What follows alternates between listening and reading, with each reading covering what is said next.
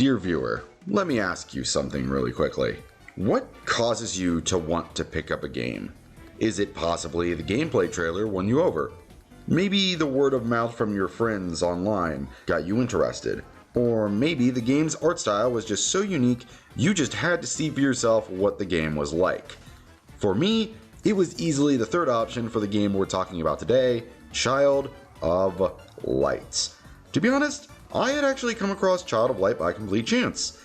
The story I had is I had a bit of money left over from a Nintendo gift card my friend gave me, and I was just scrolling through the store for something. And there I saw Child of Light's interesting looking art style and decided to make it what I'm buying. And art style aside, how was the game as a whole after I played it? Well, how about we get into that? Hello, I'm Crimson Rosso, and welcome to another episode of One and Dones, where we take a look at one-off RPGs and see if they truly deserved to be forgotten. Without further ado, let's begin.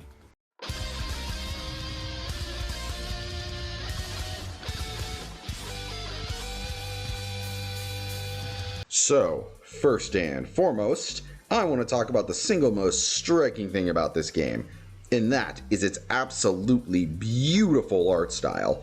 Child of Light looks absolutely insane, and it is not due to it being something like hyper-realistic or mastering 2D HD or any of that gay shit. Its art style is much more in line with something like Paper Mario, as it utilizes paper-like aesthetics to give it this absolutely striking storybook-like feel to both the characters and its world.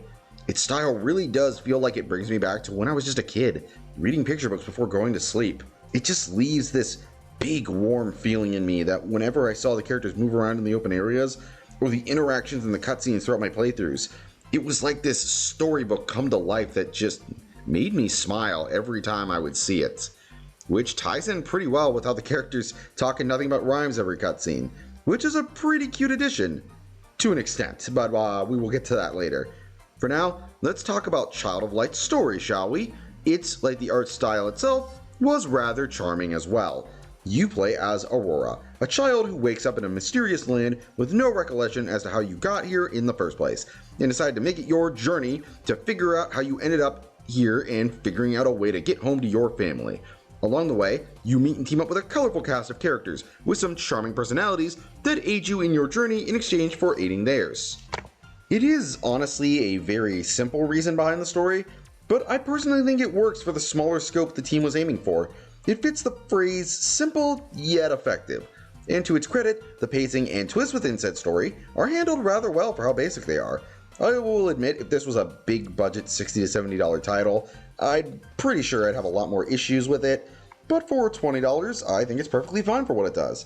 And that simplicity is also carried over to the combat, which utilizes what I like to call railway or timeline combat, where you have a timeline bar you follow at the top of the screen in order to see when a character's select turn is.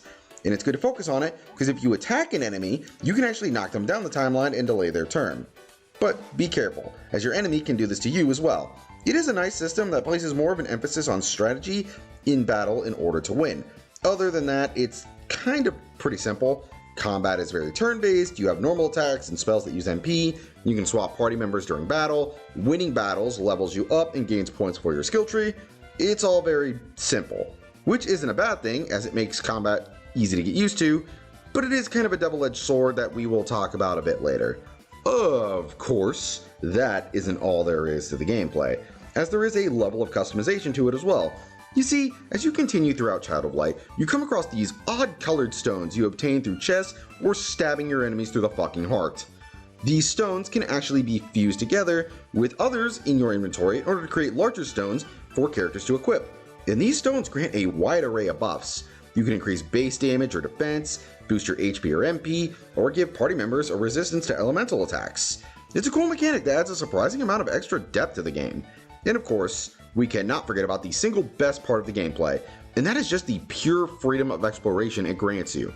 You see, early on in the game, you get fairy wings that let you fly around, and god, they're just so fun to use, as there's little to no restrictions where you can go in every area you enter.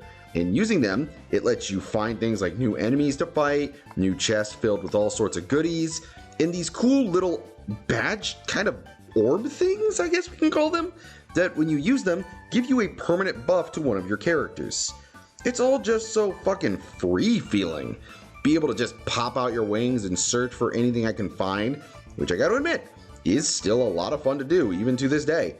Amazing that such a small title just felt so big as a result of it. And that's all for my pros. So how about we head over to the cons now, shall we?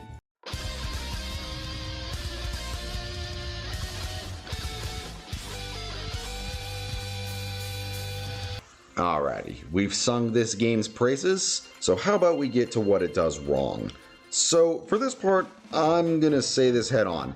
I need to go into spoiler territory to explain my issues. So basically skip to this timestamp here if you don't want any spoilers. We all good? Alright, let's go then. So what do I have for cons? Well, my first complaint would have to be the villains. Umbra, Queen of the Night, and her daughters, aka Aurora's stepmother and the one who sent her to this magical world in the first place due to trying to kill her. Why did she try to kill her, you may be asking? Well, it's revealed that a long time ago, the Queen of Light, or Aurora's real mother, banished Umbra's mother from Lumeria and forced them to live among mortals as a result, causing Umbra to desire revenge on her for basically making her live the life of a commoner. It's a pretty simplistic and by the numbers sins of the parent thing, sure, but hey, those aren't terrible. And these kinds of concepts can definitely work if the villain is fun or charismatic enough. After all, characters like Frieza and Dio are basically pretty cookie cutter with their own motivations, but they're just so damn over the top evil and fun that you just don't care. So does Umbra have a fun personality that helps you ignore those faults? Well, you're in the con section, so obviously fucking not. And that lack of personality is also sadly given to Umbra's two daughters, who I literally can't even remember the names of and don't care enough to look them up. They're all so forgettable because, in all honesty, they have nothing other than I'm evil and yada yada yada, your mom did this, yada yada yada, so I'm taking it out on you. And that is easily the biggest issue of this game. Its villains are really fucking boring. But it's also not the game's only issue, as combat has a bit of a problem as well. And that problem is that it plays it a bit too safe. Now, the combat of Child of Light is definitely fun, don't get me wrong, but it's also really safe and simple. Sure, battles can be enjoyable, but a lot of fights end up kind of being forgettable. There really isn't a moment where you pull out some insane clutch move that you saved up to feel like a next level badass. It's just simple turn-based railway combat. And while that isn't exactly bad, it also doesn't really do a good job being memorable afterwards. Which, honestly, kinda sucks considering just how fun the exploration aspect of the game is. Just wish the combat was as good. And finally, my last complaint, well, more a nitpick than anything else, is the constant rhyming characters do.